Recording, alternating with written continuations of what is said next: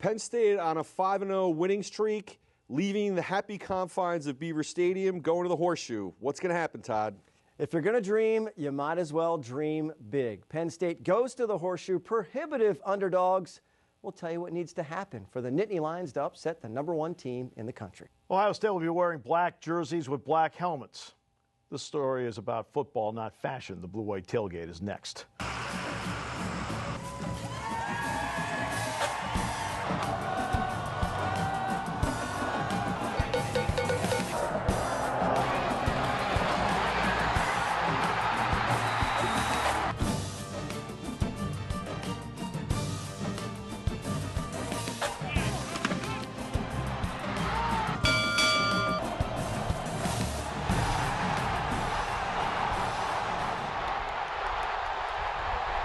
Welcome everyone to the Blue-White Tailgate presented by Coors Light. Steve Jones, Trey Bauer, Todd Sadowski. Great to have you with us as Penn State gets ready for Ohio State. We start out with Frankly Speaking, presented by Blaze Alexander Family Dealerships. James Franklin feels the offense as they go through getting better each week as they expand the football package. It's really, guys, the same things I've been talking about for 4 weeks, that we were going to have to play a certain style over the next couple weeks to allow our offensive line time to mature. The weather factored into that. We played 3 games in pretty significant rain. So it was all those things. And it was at one point, I think those guys were number 4 in the country in rush defense. That everybody in the box, they were basically daring you to throw the ball. So we knew we were going to have to do that. And so they are getting better offensively over this streak. Trey, what are you seeing? Well, I think what's happening is that they're really coming together on the offensive line. Although they lost Akeel Lynch and Barkley, the other guys have stepped up. There's a lot of momentum, a lot of confidence, and you need to do that. It's certainly coming from where they came from at Temple. And let's take a look at some of the numbers in this Indiana game as we go through it. And the Indiana defense versus the Penn State offense. Some of the numbers look like this. Todd, what are you seeing here in terms of what Penn State did? Well, I like to see that 29. A couple of missed extra points would have got us into the 30s against Indiana. But, look, it's looking better. It was a nice, energetic day, beautiful weather. You could see it really filtered into the players. They're making a lot of progress in practice. They're getting excited about what was going on. Christian Hackenberg brought a little bit of edge and a little bit of intensity that obviously got into the rest of the guys as well. And look, this is my favorite time of the year, right? They're 5-1. They're coming off a good, solid victory and about to test themselves against the #1 ranked team in the country. And my favorite segment of the week, the Update Desk with Andrew Kalista. Thank you, Steve. Not my favorite part of the show, but I'll take it. Ohio State, 26 straight conference wins. Their last home conference loss, by the way, to those pesky Nittany Lions back in 2011. And check out the uniforms that the Buckeyes are going to be wearing. All black with a little red. Yeah, they're terrible. Should look cool, though. All black stadium with Penn State in white. The Blue-White Tailgate Show would like to say congratulations to Coach Steve Spurrier on hanging it up. Hopefully we see him around the game in some capacity, and we'll honor him later on in the season with an actual game-worn visor that he wore. And what is going on at USC? They've become the Rutgers, the dumpster fire of the West Coast. At some point, you got to think Pat Hayden will begin to feel some heat. And your Health South injury update board looks like this. 2 guys you need to know, Say and Akeel Lynch. One is in and one is doubtful. I'm going to say Barkley plays, Lynch most likely not. Angelo Mangiro, by the way, questionable. There you go, Steve. Short and sweet, just the way you like it.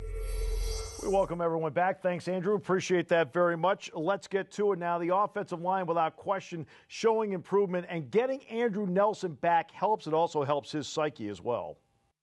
Obviously, each week we're just focused on being 1-0 that week. And after this game's over, we'll be focused on being 1-0 the next week. But obviously, it's even more of an opportunity because, like you said, you're playing the #1 ranked team in the nation at their place, under the lights, 8 o'clock. So the opportunity obviously is huge, but every win is just as important as the other. Well, certainly we're not getting this one, though, since they're ranked #1. Let's take a look at Ohio State overall, the series, Trey, and you can kind of take us through this. The series with Ohio State has gone like this over the years. And Trey, obviously Ohio State's won the last 3, but Penn State's also won a couple of games since they won in 8 there, they won in 11 there as well. So it's not like it's been a drought since Penn State's won there, but What does series history even mean to you? I think that the series history doesn't really mean much to me. It's kind of like, if you think about it, like the guys who are the seniors on the team, they're the ones who are going to bring whatever kind of history, good or bad, you know, when it comes to a series. I mean, the fact is Ohio State the #1 team? Yeah, they won the national championship last year. They have not lost this year. It's going to be a huge challenge for Penn State, and you know, I'm really looking forward to see how the kids do. History happens to mean the games that you played in, not the ones somebody played in 30 years ago. We'll take a look at the defense when we continue with Blue White Tailgate after this.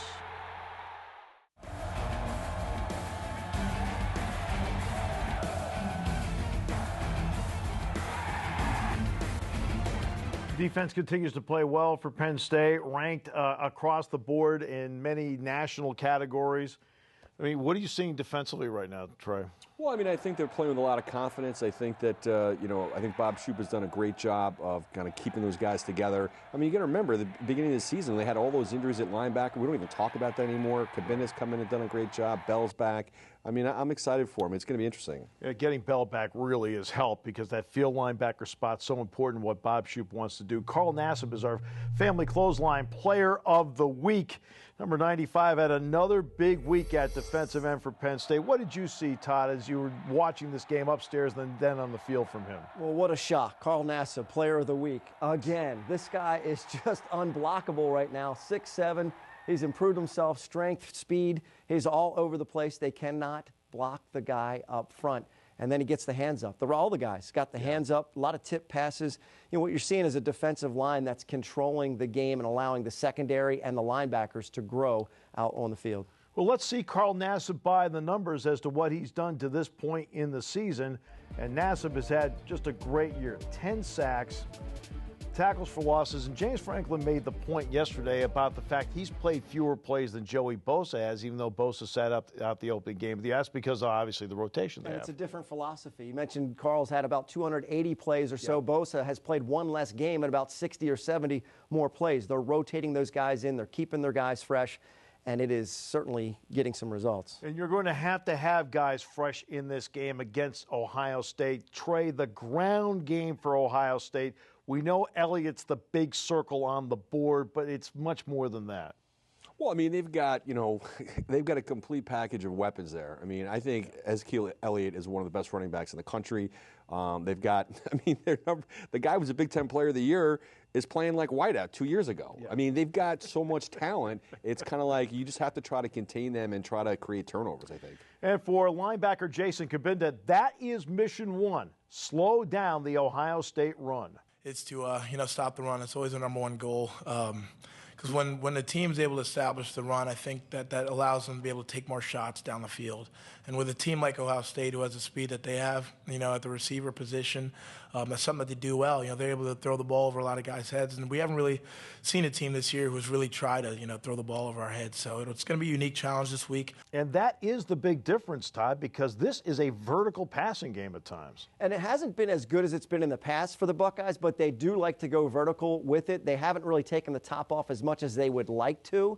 And I think part of that is you got to get Cardale Jones off his position. Don't make him comfortable in there. And they got to get the offense off the field. They did a great job against Indiana on third down. Only 66 offensive plays for Indiana when they were averaging 88 and reaching 90 plays at a time. So if the defense can keep them in those second, third and longs and get them off the field on third down, that's going to be the best measure of success for them. 35 minutes, 35 seconds of possession last week for Penn State, 24-25 for Indiana. And for Jason Cabinda and this defense, one thing that will help them, the base formations that Ohio State runs, very similar to the base formations Indiana runs. Yeah, I mean, I think they're similar in the sense of their tempo. I think both offenses are pretty, fast offenses. I think they run a lot of plays. I think at the quarterback position, both teams had runners. Cardale's a runner, JT Barrett's a runner. JT is kind of beginning to establish himself as a red zone threat there. So I think they definitely have a lot of similarities, and that can definitely, transfer over to this week in our preparation as well. And there is a challenge this week in that there are two quarterbacks that will play in the game. And a big change for Ohio State is that once they get inside the 25, they will take Cardale Jones out and bring JT Barrett in. So, Trey, how do you prepare for that? Well, I mean, I think that you have to think about, you've got two different types of kids, right? You've got Cardale Jones, he's a big 6'5", 250-pound guy, got a rocket of an arm. JT Barrett, I think is a better player. You have to be prepared. I mean, JT Barrett is what, the Big Ten Player of the Year, but he's no Xander Diamant. So I mean, who is? But that's exactly. A joke. Yeah. And just so you know, we all got it. Time now for the hit of the week. And once again, our streak of TV and the hit of the week within the field of play continues as Christian Campbell from the corner makes our hit of the week. Danny Cameron back to pass, delivers it, and there is the hit of the week on Anthony Casero, the tight end.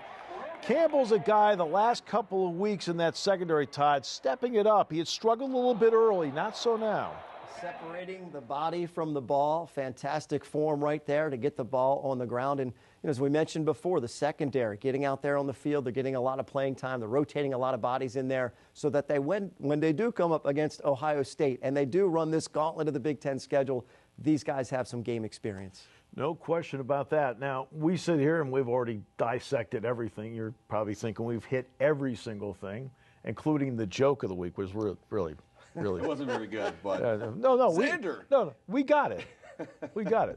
But Jay Paterno has much more to talk about in the film room with Andrew Kalista as we continue on Blue White Tailgate presented by Coors Light after this.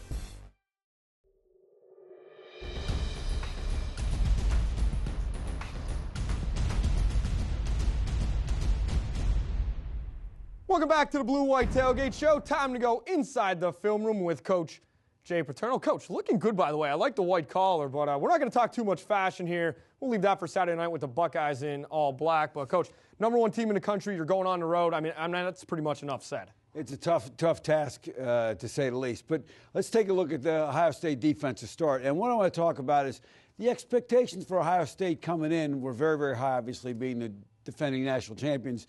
And people have a tendency to overlook the fact that they're actually performing better defensively this year than last year by significant numbers. One of the guys that everybody likes to talk about is Joey Bosa, and people say he had 13.5 sacks last year, only a half sack going into last week's game. What's the problem? Well, one of the things has been predictability in alignment. Ohio State is predominantly a boundary field defense, and Joey Bosa was lined up in the boundary quite a bunch, so people knew where to find him. When you take a look at they overshift the field, they put him in the boundary. Now, when we go to the next slide, you'll see what people are able to do with that. Because they know where he is, when you see the next slide, they can double him up. He's easy to find. So Indiana was blocking him with the tight end, helping him with the back off the edge so they knew where he was. You take a look what that does is that opens up situation for number 59, the other defensive end, who's got 5.5, 6 sacks already this season. Take a look at the video and you'll see how Indiana does that. You see that tight end kind of grabs and holds, back comes in and holds, and what that does is it opens it up for the other guys to make plays. Now, what Ohio State has done, when you look at this past week, they actually took Bosa and they put him at defensive tackle on some third downs to get him on some guards, had some more success. The other thing you got to take advantage of with Ohio State is their aggressive blitz scheme. Here you see an overloaded blitz. You're going to see a very difficult blitz to pick up. But what Indiana does here is they're going to run a screen. We take a look at the video. The key to running screens effectively is getting between the pass rush and the coverage and inserting blockers. They do a nice job there, slows down their aggressiveness with their pass rush, and that's going to be something that they think about the rest of the game. The next thing we want to get to is we want to get into their base coverage now. Take a look at their base coverage. We've seen this coverage quite a bit the last couple weeks. You're going to roll up on the corners, and the safeties are going to key the number 2 receivers their side. One formation that you can take advantage of that is by getting into trips because there is no number 2 receiver to the boundary. So now that safety keys number 3 strong. When all that action goes that way, it leaves this corner one-on-one. The key is, can Penn State get into this formation, run the football away from the trips, as well as throw the ball? Take a look at the video, and you'll see Indiana's receiver gets one-on-one, secondary rotates, they get inside on. Unfortunately, he's not able to make the play, and they leave a nice play they leave some yards on the field there without making the catch. And, Coach, I think that's one thing that Coach Franklin brought up about the wide receiver separation. That's the throw that Christian Hackenberg and Deshaun Hamilton, they have to be on the same page, whoever the wide receiver is, because that's going to be a big play for the Penn State offense. No question. Now, flipping to Ohio State's offense, I think a couple of words come to mind: versatility and unselfishness. And what I mean by that is they've got guys that play all over the field and do the dirty work. The first guy I want to talk about, obviously, is Ezekiel Elliott. Probably the best back in the country all around in my mind for all the things he does. The key for Penn State is going to be to take away the inside run game. Where the big plays have come for Elliott has been when they've come inside on here. They do a lot of man blocking inside, kick down. Take a look at the video, you'll see him come in. The key is going to be, if you are in the secondary coming up to tackle on these inside runs, if you are one step off, he's gone. And this is not one shot. This is last year against Alabama, last year against Oregon, this year against Indiana, this year against everybody he's played.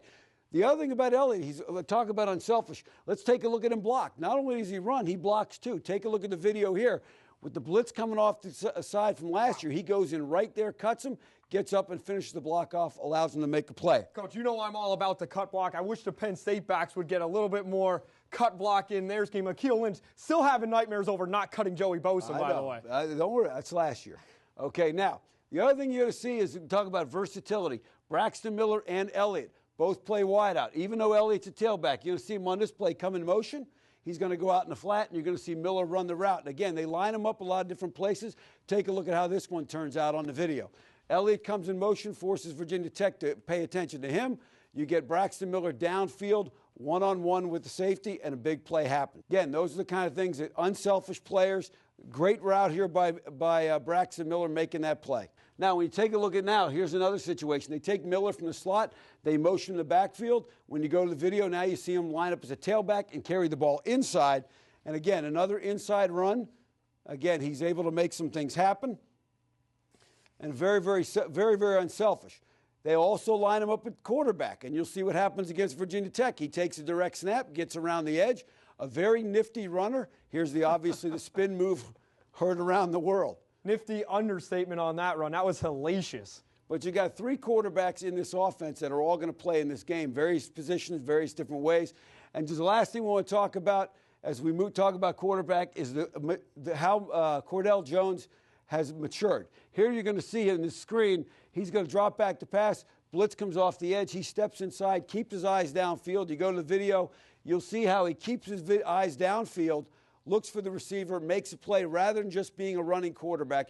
And that's the difference between him and last year. He would take off in those situations. Tons of matchups that you have to keep your eye on come Saturday. Coach, one matchup that you definitely got to look at. I think Penn State's defensive line is going to have to take away the inside run game because that's where they make their big plays. They're going to have to move around and create some blocking angles, destroy the blocking angles. He knows what he's talking about, Coach Jay Paterno. We send it back to Steve, Trey, and Todd as they break down the Penn State offense.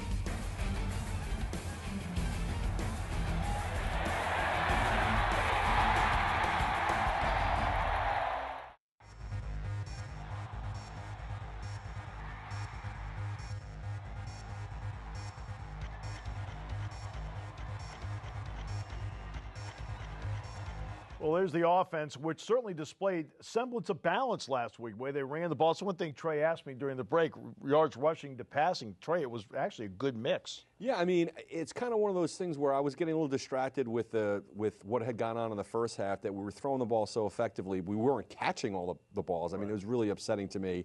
Hackenberg's stats would have been much better, but it was a very well-balanced attack. And Christian Hackenberg does like the way things are falling into place right now for the offense. Obviously, we've dealt with different things throughout each week, different challenges, both in our control and not in our control in terms of the weather. So I think being able to come out and just do what we need to do, have a game plan, stick to it, go out, execute it, have great balance, running the football and throwing the football, being able to make plays on both those areas is huge for us. And I think, 1 week at a time, that's been our mentality. So, just really building off of everything that we've been doing throughout these past 5-6 weeks. And our Stocker Chevrolet Drive of the Week is brought to you by Stocker Chevrolet, located on the Benner Pike across from the Nittany Mall. Hackenberg at the controls for the Nittany Lions to try and get things started here. And Todd, you try to get things started and drops off the top. We saw this a lot in the first half. A couple of guys just couldn't haul it in. Now, not every single pass was right on the money, but when you get both hands on the ball, you should be reeling that thing in. No question. And now here they are. Ball gets away, and the key penalty right here, that hands to the face penalty by Darius Latham, who had just come off a suspension that morning, got called for it. And Todd, this kept the drive going. A big momentum changer. I love to see this. The running backs out of the backfield, getting the ball. Didn't get a lot of yards there, but keeping the defense honest. And then they started right here. Nice little wheel route. Here comes Brandon Polk. Got to get this guy involved in the offense when he's such a game changer, that kind of speed. Really, really well executed play. And you notice it starts with the play action fake to the running back. You can do that when your running game is starting to get going. That froze them. And by sending Polk in motion with the speed to begin with on a wheel route, he's already getting into gear by the time he turns the corner, Trey. Yeah, I mean, the thing that when I was watching that, like, he was so wide open. He's the fastest guy we have, and how Indiana did not adjust to him coming out of the backfield is unbelievable to me. Yeah, and he beat the safety Crawford on that play. Now, Christian Hackenberg is our family clothesline offensive player of the week, and justifiably so after the strong performance. He started out this game 1 for 6 as we saw some of the drops, but then once he found a gear, Todd, he found a gear. Absolutely, and I mentioned at the beginning of the show, seemed to be playing with a little extra edge and a little bit extra intensity. You know, Trent Dilfer, we talked about, compared him to Troy Aikman, right? Well, Troy Aikman hates to throw a wet ball. Maybe Christian Hackenberg's the same way. Maybe the weather affected him a little bit too, and he just came out with a little extra intensity. He was getting a little tired, getting beat up in the media perhaps. Whatever the case may be, he looked focused, he looked ready to go, and he produced some good results against the Hoosiers. Indeed he did. We'll talk about this in just a few minutes, in just a few moments, in fact. The running part of Christian Hackenberg as being our family clothesline offensive player of the week. One of those runs was a 22-yard run, the longest of his career, Todd, and that really set the tone in a lot of ways. You know, Coach Franklin talks about the fact that you want to get 2 first downs from your quarterback rushing the ball. Well, for Christian Hackenberg, he did much more than that against Indiana, got him 2 touchdowns. Quarterback can get 2 first downs a game for you with his legs, you're going to be in really good position. And Christian was able to do that today.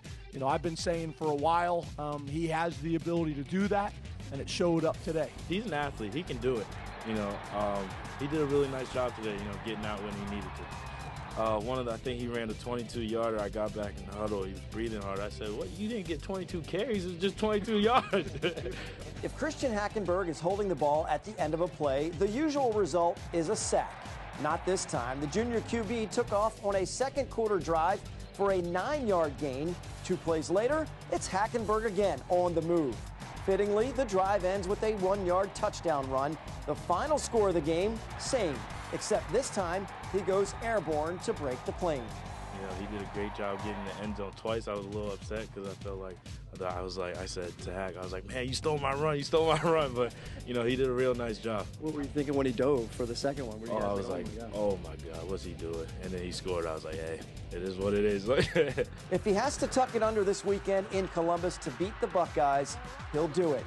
Leave it to a defensive lineman to keep him grounded when it comes to his rushing ability.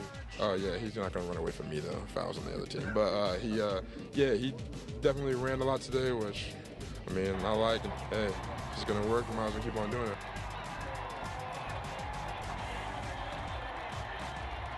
Yeah, might as well keep on doing it. He may have to do it against Ohio State. And, you know, one of those touchdowns was really talked about, the first one, where he didn't throw the ball to Kyle Carter, who was wide open. Right. Sorry, I couldn't agree more with Christian. Hold on to the ball, get the guaranteed touchdown. That's a tough play. Yeah. We've seen quarterbacks short arm it before. Anything can happen between quarterback and tight end. Yeah. Take the guaranteed 6. And he went to the right side, and that's where Andrew Nelson was occupying last week. Getting him back in the lineup is important, and now he knows about the important test of Ohio State in front of him. I think obviously there's a part of that, you know, looking at their film and watching them, we understand that, you know, we can move the ball on them offensively, and we can definitely stick with this team. You know, we don't fear anybody, and the Big Ten is full of great opponents this year. So that's what really makes it the opportunity special. Is they're a great team, but we know if we play to the best of our ability, we can be successful. Trey, how important is balance when you face an Ohio State defense? Well, I mean, you have to be able to, you know, move the ball with a running game, with a passing game. I mean, having Nelson back, I think, is huge. I mean, he's a good guy in the locker room. He's a good guy in the huddle. He's got experience, and I think he's going to bring a lot to the table. You talked earlier, Trey, about the fact that Ohio State has a multitude of options with Braxton Miller now in that mix, Curtis Samuel, Ezekiel Elliott, and so forth. Well, Penn State's starting to get that with younger players, one of them being Brandon Polk, and James Franklin says the more Polk gets used to things, the more he's going to see the football. The more things he gets confident with, that we can expand his role, then you become less predictable, obviously. But I do think that the speed sweeps, as well as the fake speed sweeps and handoff, it gives the defense pause. It gives the defense pause. He's got such speed, and he's so sudden with his movements that if you're not sound, he's going to get on the edge of you. And now you fake those things and you do some play action passes off it as well. He's just got to continue to grow. No question about that. And Trey, defending a guy with pure speed is tough. Well, I mean, you've got a guy who's clearly the fastest guy on the team. The guy's got wheels. You got to stay in front of him. Anytime he can touch the ball, he can take it to the house. And anytime you have to defend that, I mean, that's a difficult task. Well, Ohio State's the defending national champion. They're the #1 ranked team in the country. There's obviously plenty to talk about when it comes to discussing the Buckeyes, which we'll do in a moment as we continue with Blue White Tailgate, presented by Coors Light, after this.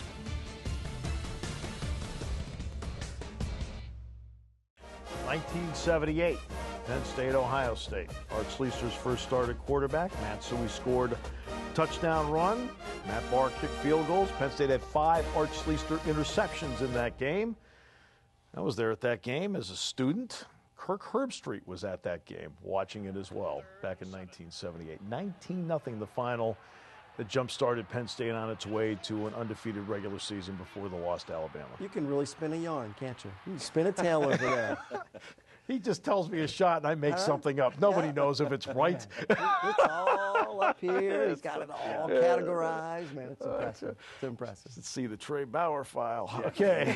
We don't want to see the Trey Bauer file. Trust me. Let's get to the Ohio State offense because there are a lot of numbers you can crunch on this offense. You want to talk about balance? Look at the numbers on balance on this offense. 230 passing, 230 rushing so far this year. That's balance, guys.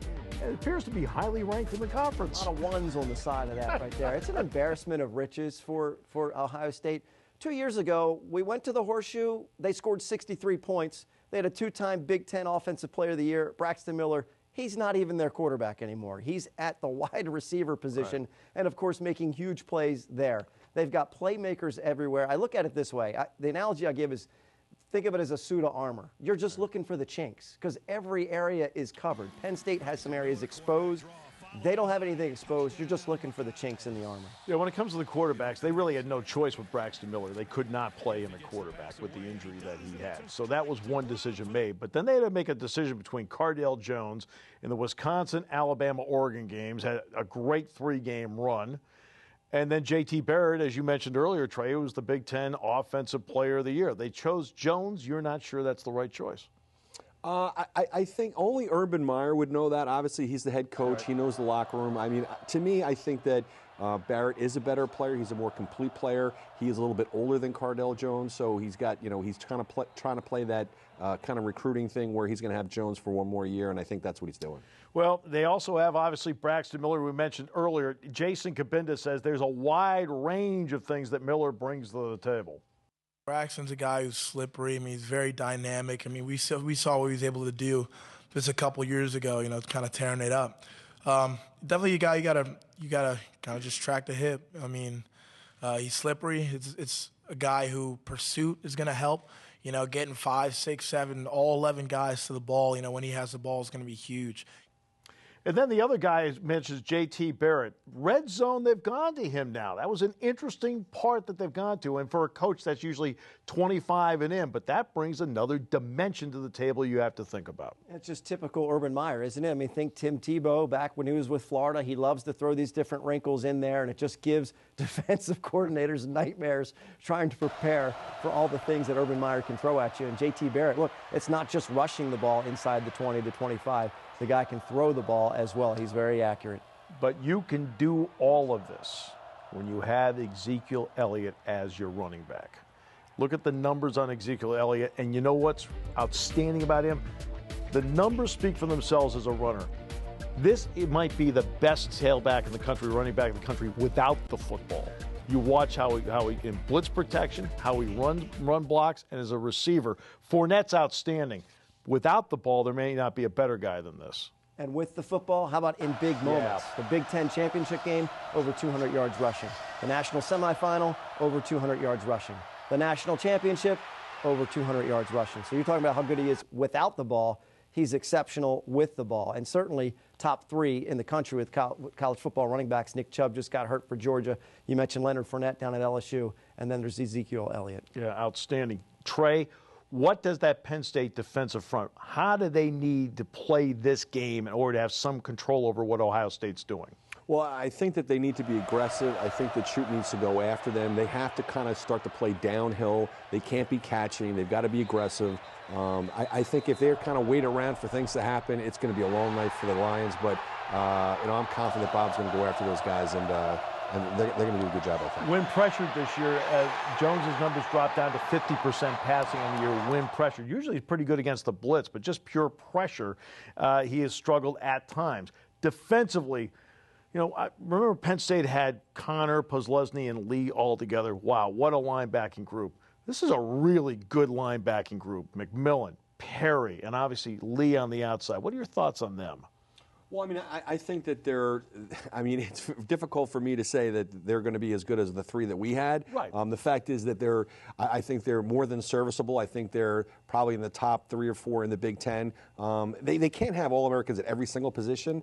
Right. So, I think that, they are a good tandem. And I think it's going to be interesting to see how they do. Yeah, the Penn State group, look, they all have long NFL careers. So that's not, but I'm just saying, look at 3 linebackers together. Sure. Secondary. James Franklin says the Ohio State secondary certainly brings with it its fair share of challenges. It's almost like their corners have no responsibility whatsoever in the run.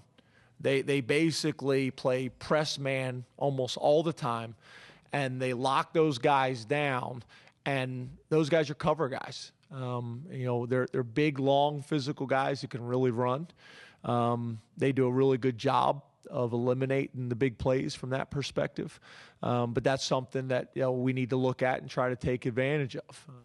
And they don't flip the corners in terms of boundary and field. It's the safeties they flip boundary to field. When you have 2 corners that lock down like that, Todd, what can the defensive coordinator now do with the other 9 guys? Well, and I think that is the matchup that really is going to concern Penn State, because if your wide receivers can't get separation with those cornerbacks in time, now all of a sudden you're worried about protecting Christian Hackenberg, which has been an Achilles heel for Penn State all year long. So if you can't get open receivers quick enough, they're going to get to Hackenberg, which is going to cause all kind of trouble for the offense. Yep, no, and that's going to be key. And Eli Apple, by the way, outstanding at that 1 corner. Conley might be the guy you might want to think about going after. We'll see. Coming up, Andrew Kalista sits down and talks with former Ohio State quarterback, former Steeler quarterback Mike Tomczak, who in his own right's a very good analyst. We'll talk with him in a few moments. Here's we continue with the Blue White Tailgate presented by Coors Light.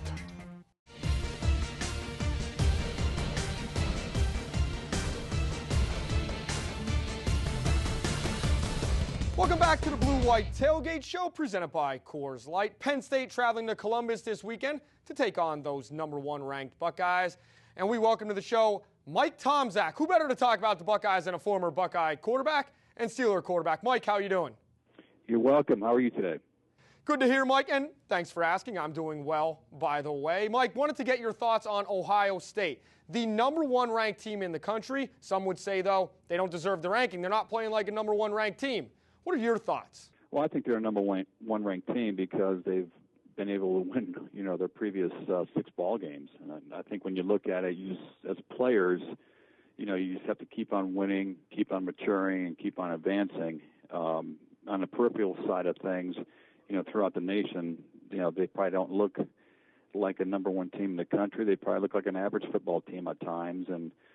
But the bottom line is, if you leave the game after 60 minutes and you score 1 more point than your opponent, you should continue to advance as #1 team in the country. The overtime game here in Happy Valley last year, Penn State, the teams are pretty similar, at least from the Penn State side. What do you see how the matchups are breaking down, especially with the Penn State defensive line going up against that Buckeye O-line? Well, Andrew, that's a good point. I think when you look at all the statistics and all the, matchups, the one thing I'm going to focus on is the, Ohio State offensive line, like you said, and Penn State defensive line. They've been stout for a couple of years now, and they've been able to look at the tendencies of their opponent and shut down the running game, and they've been able to take the football away. And I think when you get pressure with their 4 interior linemen and maybe somebody out of the secondary, it puts the opposing offenses in a tough spot.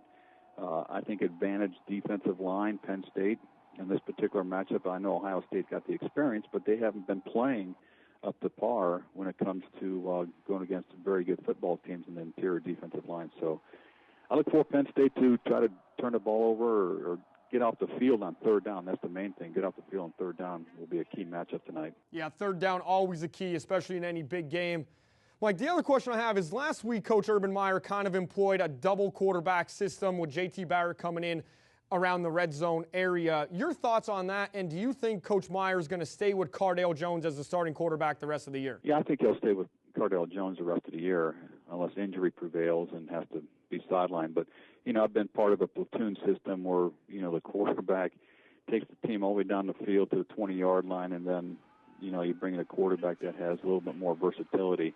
And I think the coaching staff is, looking at what's best for the team in this situation. You're probably going to see the same thing. They're not going to get away from what they had success with last week, and I think Penn State will be well prepared for it. It's a shorter distance to defend, defensively. So I think Cardale Jones in tighter windows might not be the ideal quarterback there, but the running back threat of a quarterback, I think Barrett does a better job, and I think Penn State will be well schooled on that and try to shut that down and force them to, do some things that are unconventional for them. But last week, they had great success, so I think they're going to stick with it. Mike, the streak with Coach Meyer, 26-1 since he's come to Ohio State within the Big Ten.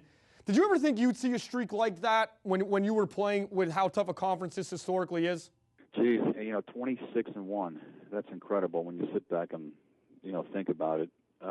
He's got the recipe for success. He's got these players believing they're maybe a little bit better than they really are. They're playing up to their potential. And in pressure situations, and let's highlight what happened last year in a double overtime game in Happy Valley. They just mentally got into overtime. They said, if we get into overtime, even though we haven't played well in the second half, we have a great chance of winning it. And their stars came out. Boza did a nice job in that fourth down play, sacking the quarterback. And he just gets them in the right frame of mind, it seems like. And all these great coaches have been able to tap into the mental side of the game that allows them to get the competitive edge. Mike, can't let you go. Ohio State wearing all black uniforms. You're an old school guy. Your thoughts on that? Yeah, I guess it's all about recruiting, isn't it now, Andrew? Penn State hasn't shied away from, the traditions that they've had over the years, but it seems like the merchandising side of Nike has really penetrated, some schools pretty frequently, and this is the first time that they've gotten away from their traditional colors, and, I think they might be able to sell some jerseys or, get some marketability, but I still like the scarlet and gray. I am old school, like you mentioned earlier, and I don't know if it gives them a competitive edge. It might, for the opening kickoff, but, once the game is starting to be played late in the third quarter, it really doesn't matter what colors they have on. Mike, I agree 100%. You don't mess with tradition, especially when you have it like the Buckeyes. We'll talk more about that off camera. I'm jacked up for the game this Saturday, and that takes us to our Blue-White Tailgate recruiting update. Kicker, all the talk for Penn State fans, not only between the hash marks currently, but also on the trail. Quinn Nordin out of Michigan. He committed to Penn State back in July. Well, he visited the Wolverines last week. If I'm a Penn State fan, I'm a little bit uneasy. I'm going to call this one 50-50 right now between the Nittany Lions and the Wolverines. Also, just one player on the Penn State roster from the Buckeye State, Chance Sorrell. That's got to change going forward. We'll get you back to the guys as we close out this edition of the Blue-White Tailgate.